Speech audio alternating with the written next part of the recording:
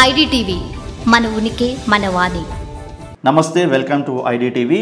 ముందస్తు చర్యలుగానే వాట్సాప్ కొన్ని కఠిన చర్యలు తీసుకొని ఉందన్నమాట.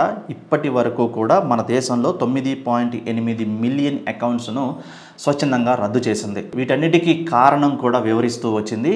ఎవరైతే మిస్యూజ్, స్పామ్ వంటి మెసేజెస్తో ఆ వాట్సాప్ని వాళ్ళ రూల్స్ అండ్ టర్మ్స్ అండ్ కండిషన్స్కి అగైనెస్ట్గా యూజ్ చేస్తున్న సంగతిని గుర్తించినటువంటి వాట్సాప్ యాజమాన్యం దేశంలో 9.8 మిలియన్ అకౌంట్స్ను రద్దు చేస్తున్నట్టు ప్రకటించింది.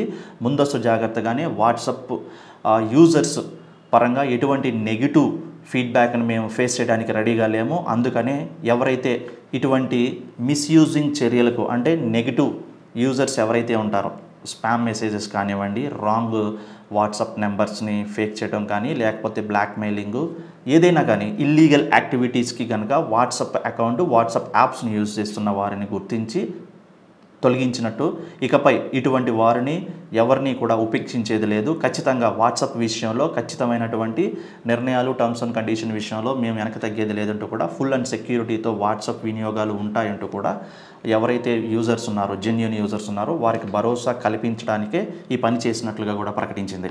మొత్తానికి వాట్సాప్ తీసుకున్నటువంటి ఈ నిర్ణయం పట్ల హర్షం వ్యక్తం చేస్తున్నారు. నిజంగా గుడ్ పర్పస్కి యూజ్ చేసుకునే రియల్ యూజర్స్కి చాలా హెల్ప్ అవుతుంది అంటూ కూడా పెద్ద ఎత్తున వాట్సాప్ యాజమాన్యానికి కంగ్రాచులేషన్స్ కూడా అందుతున్నాయి. మొత్తానికి వాట్సాప్ చేసినటువంటి ఈ పని శభాష్ అంటున్నారు.